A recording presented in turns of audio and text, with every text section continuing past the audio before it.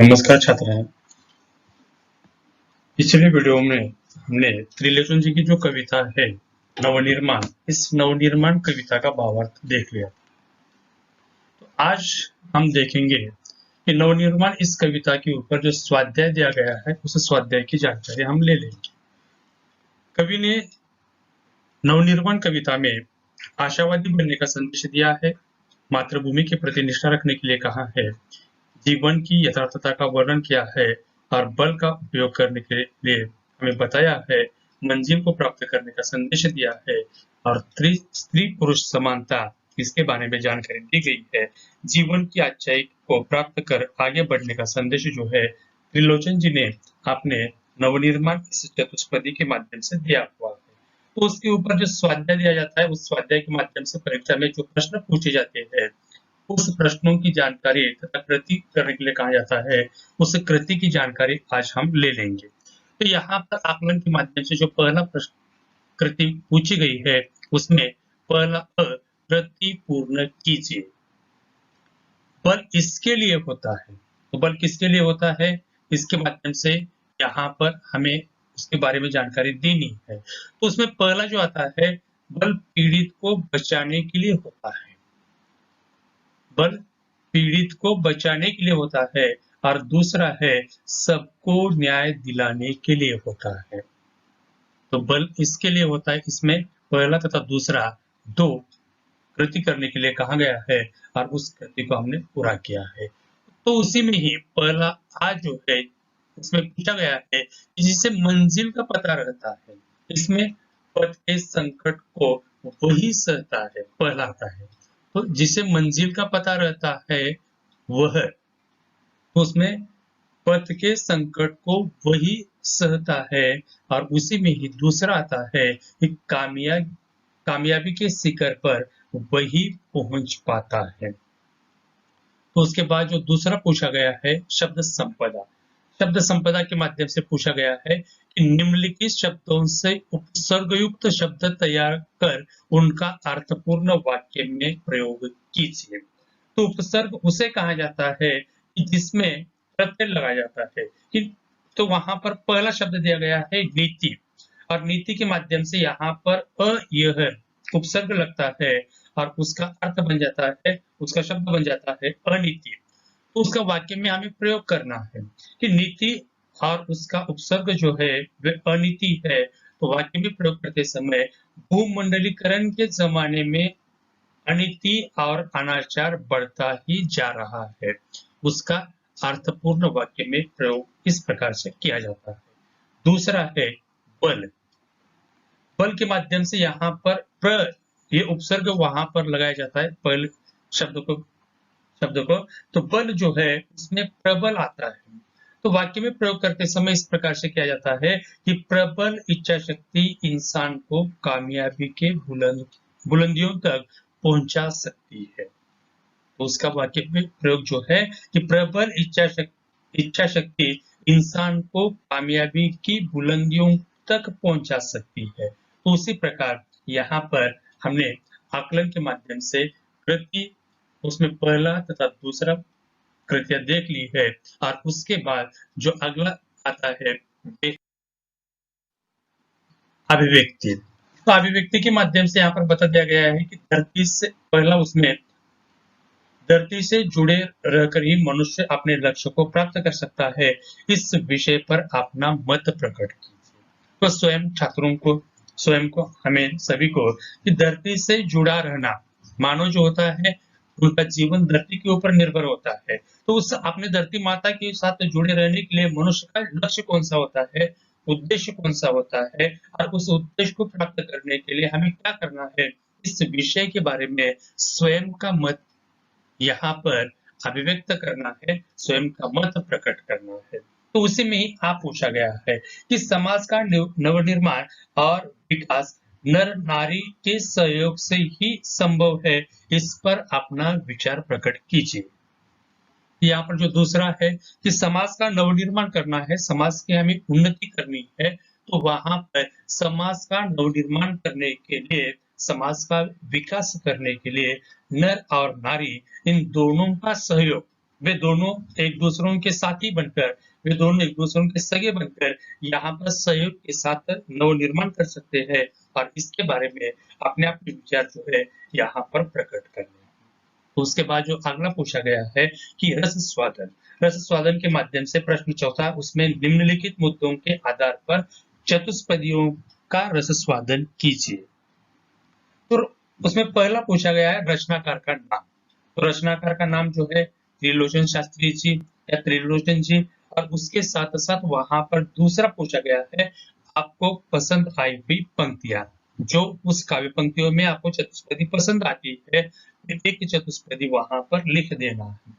अगली जो है पसंद आने का कारण, तो वह चतुष्पदी आपको क्यों पसंद आई उसके बारे में आपको वहां पर कारण लिख देना है। उसमें चौथा पूछा गया है कविता का केंद्रीय भाव। तो जो कविता है उस कविता का केंद्रीय भाव, कविता के माध्यम से आपको क्या लगता है उसके बारे में जानकारी वहां पर दे देनी है। तो यह स्वयं आप उस कविता को देखकर, उसके भावार्थ को देखकर लिख सकते हैं। उसके बाद हम आगे उसमें साहित्य संबंधी सामान्य ज्ञान। तो प्रश्न पांचवा उसमें पूछा गया है चतुष्पदी के लक्षण लिखिए। यहाँ पर पूछा गया है कि चतुष्पदी के लक्षण लिखिए। यहाँ पर इस प्रकार से हम लिख सकते हैं कि ये चौपाई की तरह होती है, इसमें 4 पंक्तियां हो जाती है, पहली दूसरी और चौथी पंक्तियों में तुकबंदी होती है। तो यह चतुष्पदी के पहला लक्षण है। तो वहां पर आ में पूछा गया है त्रिलोचन जी के 2 काव्य संग्रहों के नाम लिखिए।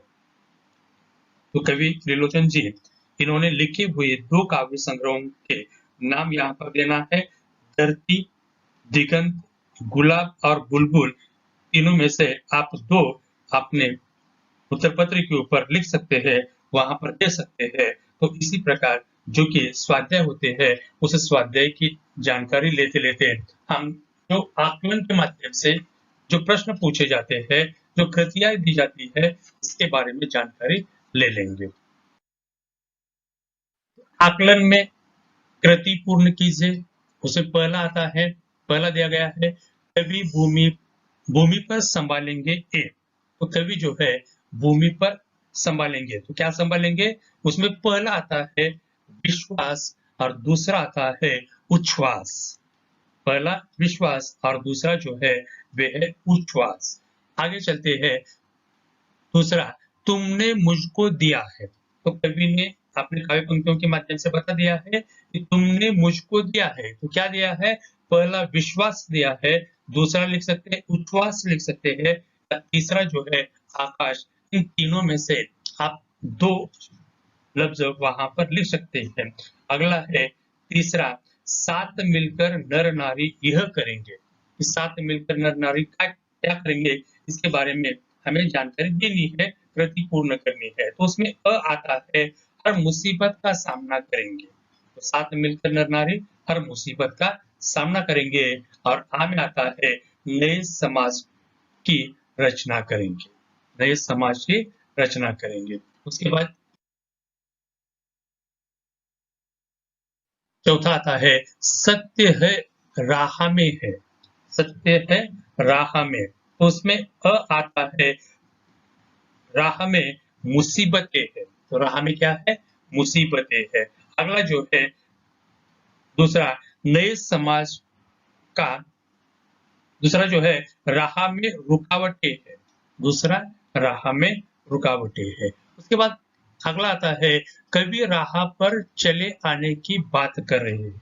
कवि राह पर चले आने की बात कर रहे हैं। उसमें पहली कृति आती है नीति के राह पर आने की बात कर रहे हैं, और दूसरा आता है प्रीति के राह पर आने की बात कर रहे हैं। उसके बाद अगला आता है बल इसके लिए होता है। हमने पहले देख लिया है कि बल किसके लिए होता है, पीड़ित को बचाने के लिए होता है, और दूसरा है जरूरतमंद को न्याय दिलाने के लिए होता है। तो पहला और दूसरा यहाँ पर हमने देख लिया है। उसके बाद जो अगला है उसमें राह में अंधेरा आने पर, तो राह में अंधेरा आने पर क्या होता है, हमें क्रियाशील बनना है।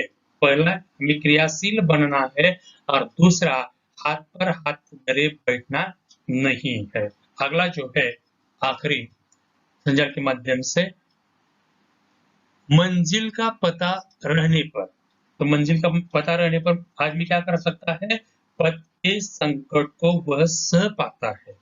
पहला, पथ के संकट को वह सह पाता है, और दूसरा है कामयाबी के शिखर पर वही पहुंच पाता है। कामयाबी के शिखर पर वही पहुंच पाता है। तो उसमें अगला जो है आ के माध्यम से संजाल पूर्ण कीजिए। उसमें वर्तमान बोला संजाल के माध्यम से दिया गया, वर्तमान बोला, और इस वर्तमान बोला के माध्यम से जो भी संजाल वहां पर दिया है, 4 संजाल दिए हैं, और उस 4 संजाल को हमें पूरा करना है, वहां पर लिख देना है। तो पहला आता है वर्तमान बोला, क्या बोला, अतीत अच्छा था।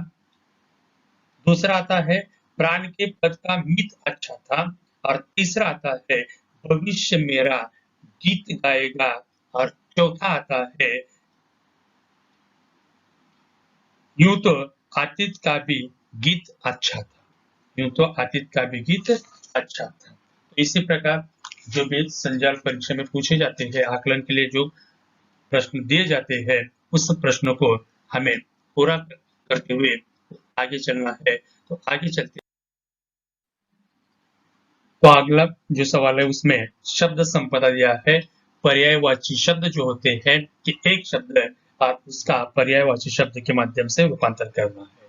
तो पहला दिया है विश्वास, और उसका पर्यायवाची शब्द के माध्यम से भरोसा और यकीन वहां पर बन जाता है। तीसरा है भूमि, भूमि के माध्यम से उसे धरा कहा जाता है, धरती कहा जाता है, पृथ्वी कहते हैं, और उसे वसुधा भी कहा जाता है। तीसरा है आकाश, आकाश के लिए हम व्योम कहते हैं, गगन कहते हैं, अंबर कहते हैं, नभ कहते हैं, और आसमान भी उसे हम कहते हैं। चौथा है राह, राह के माध्यम से उसका इस प्रकार से शब्द बन जाता है, शब्द संपदा बन जाती है कि पथ है, मार्ग है, सड़क है, और रास्ता है। अगला जो है अंधेरा, अंधेरा के माध्यम से हम उसे कहते हैं कि कम, तिमिर, अंधकार। छठा है बल, बल के माध्यम से उसे हम कह सकते हैं कि शक्ति और ताकत। सातवां है नर, पुरुष, आदमी। आठवां है नारी, उसे स्त्री कहते हैं, औरत कहते हैं, और महिला भी उसे कहा जाता है। अगला जो है प्रीति, प्रीति के माध्यम से यहाँ पर बता दिया जाता है कि उसे स्नेह कहा जाता है, प्रेम कहा जाता है, और नीति को नैतिकता के माध्यम से पहचाना जाता है। आतिथ्य जो है उसका इस प्रकार से शब्द संपदा के माध्यम से बन जाता है कि भूतकाल होता, अतीत जो है उसे भूतकाल कहा जाता है, पूर्व का समय कहा जाता है, और बीता हुआ समय भी उसे कहा जाता है। तो मंजिल का अर्थ होता है लक्ष्य। अगला जो है सिद्धि, सिद्धि के माध्यम से सफलता और उसे कामयाबी भी कहा जाता है। संकट, संकट के लिए मुश्किलें और मुसीबत, ये दो शब्द वहां पर आ जाते हैं। और आखिरी जो है उसमें पीड़ा, पीड़ा, पीड़ा के माध्यम से उसे वेदना कहा जाता है, यातना कहा जाता है। और इस प्रकार हमें शब्द संपदा के माध्यम से पर्यायवाची शब्द ढूंढकर परीक्षा के माध्यम से लिख देना है। अगला है समानार्थी शब्द काव्य पंक्तियों से ढूंढकर लिखिए। तो काव्य पंक्तियों में दी गई जो शब्द है, उस शब्द का समानार्थी शब्द का अर्थ जो है काव्य पंक्तियों के माध्यम से ढूंढकर लिख देना है। उसमें जो पहला पूछा गया है कि धरती, धरती को भूमि के माध्यम से पहचाना जाता है। जो अंबर होता है उसे आकाश तथा व्योम कहा जाता है। तीसरा है भरोसा, भरोसा के माध्यम से उसे विश्वास कहा जाता है। चौथा है धागा, धागा के माध्यम से उसे सूत्र के तौर पर पहचाना जाता है। पांचवा है प्रेम, प्रेम के लिए प्रीति कहा गया है। और छठा जो है मित्र, मित्र के लिए सहचर या उसे ही मित्र कहा जाता है। और सातवां है मार्ग, मार्ग के लिए राह और पथ कहा जाता है। और आठवां जो है वह सफलता, उसे सिद्धि के रूप में पहचाना जाता है। तो इसी प्रकार जो भी काव्य पंक्तियां होती है या जो भी गद्य पाठ होते हैं, उस गद्य पाठ का भावार्थ या उस काव्य पंक्तियों का भावार्थ पूरा हो जाने के बाद, समझ में आ जाने के बाद, परीक्षा के माध्यम से जो भी कृति करने के लिए कहा जाता है, जो भी सवाल पूछा जाता है, स्वमत प्रकट करने के लिए कहा जाता है, तो इस तरीके से हम अपना स्वमत जो होता है वे दे सकते हैं। ये कहकर आज यहाँ पर हम रोक लेते हैं और अगले वीडियो के माध्यम से अगली जो रचनाएं है उस रचनाओं को देख लेते हैं। धन्यवाद।